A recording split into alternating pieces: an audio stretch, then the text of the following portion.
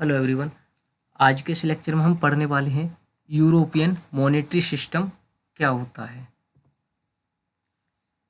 तो अगर हम यूरोपियन मॉनेटरी सिस्टम की बात करते हैं तो ये आया कब था? Agreement initiated in 1979। याद रखना है आपको कि 1979 में 1979 में यूरोपियन मॉनेटरी सिस्टम, जिसको हम EMS बोलते हैं, ये आया था। ठीक है ना। where members of the European Economic Community agreed to link their currency, यानी कि जो इस मेंबर कंट्री थे ना, उन्होंने एग्री किया था अपनी करेंसी को इससे लिंक करना था। यूरोपियन मॉनेटरी सिस्टम में उन्होंने अपनी करेंसी को, जो भी इसके मेंबर कंट्री थे, उन्होंने सारे लोगों ने मिलकर क्या किया था, इसमें करेंसी को लिंक कर लिया था अपनी करेंसी को। ठीक है ना। देखो, what is the European monetary system होता है। European monetary system refers to, इसका मतलब होता है अरेंजमेंट एस्टेब्लिश इन, देखो 1979 में तो इसको जो वो एस्टेब्लिश किया गया था, where the member of the European economic community, जो यूरोपियन इकोनॉमिक कम्युनिटी के मेंबर थे ना, नाउ जिसको अभी हम यूरोपियन यूनियन बोलते हैं, agree to link their currency to encourage, यानी उन्होंने अपनी करेंसी को इसमें लिंक कर लिया था और इनकरेज क्या किया था उन्होंने, monetary stability in Europe, Europe में उनकी मॉनेटरी स्टेबिलिटी रह जाए, इसके लिए उन्होंने अपनी करेंसी को यहाँ पे जो वो एग्रीमेंट किया था, है ना, एक लिंक किया था यहाँ पे। यूरोपियन मॉनेटरी सिस्टम की अगर हम बात करते हैं तो इसका मेन ऑब्जेक्ट क्या था? इसका मेन ऑब्जेक्ट था EMS का प्रमोशन करना मॉनेटरी स्टेबिलिटी विद यूरोप। देखो ये पॉइंट महत्वपूर्ण है, यहाँ पे ध्यान रखना आपको कि प्रमोशन किसका करना है, मॉनेटरी स्टेबिलिटी लानी है। ठीक है ना। और 3 इसके इमीडिएट एम थे, जो कि एस्टेब्लिश तो ईयर आपने याद रखना ही है, उसके साथ 3 इसके क्या क्या एम जो थे ना इसके, कि रिडक्शन करना था inflation, reduction of inflation in EU country, economic union country में रिडक्शन, इन्फ्लेशन में रिडक्शन करना है, प्रमोशन करना है एक्सचेंज रेट स्टेबिलिटी का, इनको to the favour of trade flow and investment, यानी कि जिससे उनका ट्रेड आसान रह जाए और इन्वेस्टमेंट भी आसान बन जाए उनका। Gradual coverage of economic policy की कवरेज, यानी कि और allowing for the more fix exchange rate, के ज़्यादा इन्होंने एक्सचेंज फिक्स रेट को जो अलाउ कर दिया था यहाँ पे। ठीक है ना। अगर आप फीचर की बात करते हैं ना इकोनॉमिक यूरोपियन मॉनेटरी यूनियन के, तो 3 मेन एलिमेंट थे इसके। 3 मेन एलिमेंट क्या थे? European currency unit, the exchange rate mechanism और यूरोपियन मॉनेटरी कोऑपरेशन फंड। 3 इसके जो फीचर थे EMS के। ठीक है ना। तो ये भी याद रखने आपको 3 कौन कौन से फीचर हैं, ECU, ERM और थर्ड क्या था, EMCF। ठीक है ना। ये याद रखने आपको।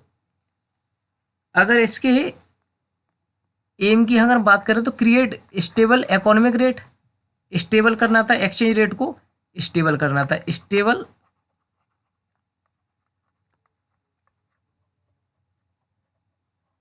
Exchange rate. ठीक है ना। स्टेबल करना है एक्सचेंज रेट। देखो मैं यहाँ पे लिखता जाऊंगा। ठीक है ना।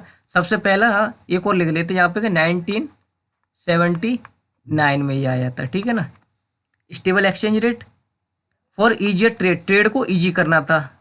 सेकेंडली अगर हम बात करें तो ट्रेड को क्या करना था, ईजी करना था। ठीक है ना।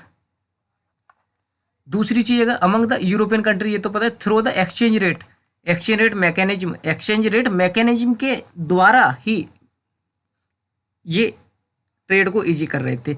द यूरोपियन मॉनेटरी ERM जो हमने यहाँ पे पढ़ा था ना, ERM एक्सचेंज रेट मैकेनिज्म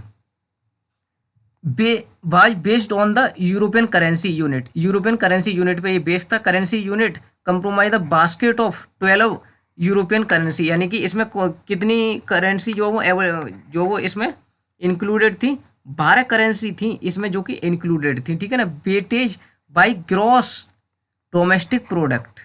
ठीक है जी।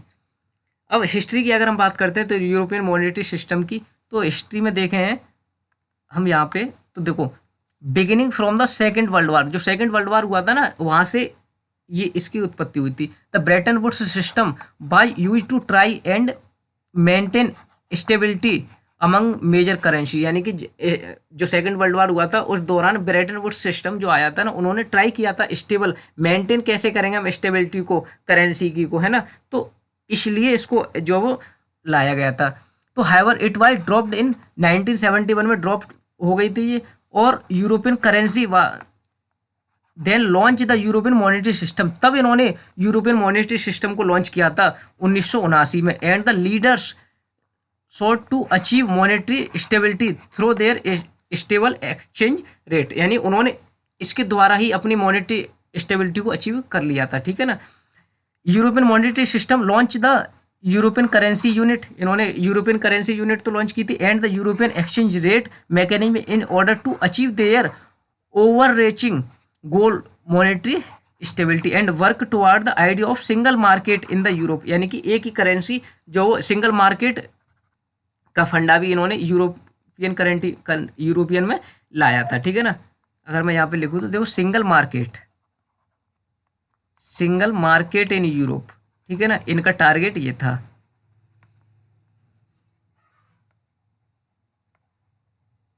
ठीक है, it stay in the place until 1999 and the by the succeed by the European monetary union and euro, ठीक है ना। और ये फॉर्मूला इनका सक्सेस भी हुआ था। गोल की अगर हम बात करें इसके, तो गोल क्या क्या थे कि यूरोपियन मॉनेटरी सिस्टम का एम था अचीव करना था वेरियस मैक्रो इकोनॉमिक गोल को। कौन कौन से गोल थे? एनकरेज करना था ट्रेड को, देखो यहाँ से याद रखने आपको, ये मैं यहाँ पे लिख देता हूँ कि ये इंपॉर्टेंट है, ठीक है ना, इंपॉर्टेंट है, और स्टार भी बना देते हैं। देखो क्या था, इनकरेज करना था ट्रेड को। यूरोपियन मॉनेटरी सिस्टम के गोल क्या थे?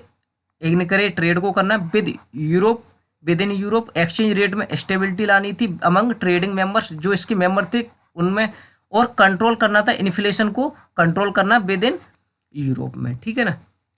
अगर हम बेनिफिट की बात करते हैं इसके, तो यूरोपियन करेंसी में स्टेबिलिटी लानी थी। EMS ensure currency stability in Europe during time of international market volatility, ठीक है ना। और वर्किंग टुवार्ड सिंगल मार्केट का फीचर अभी वहाँ पे भी देखा था हमने कि सिंगल मार्केट से मतलब consider the important step toward the establishment of European union and the single market Europe, ठीक है ना। और यूनिटी इन यूरोप, यूनिटी का प्रमोट करनी थी, पॉलिटिकल एंड इकोनॉमिक यूनिटी, यानी कि एक साथ मिलजुल के ही जो हम आगे बढ़ेंगे। European at the pivotal time in European history, ठीक है ना। तो इस लेक्चर में इतना ही था, और आशा करता हूँ कि EMS का जो वो फंडा है आपको अच्छे से समझ आया भी होगा। Thank you so much.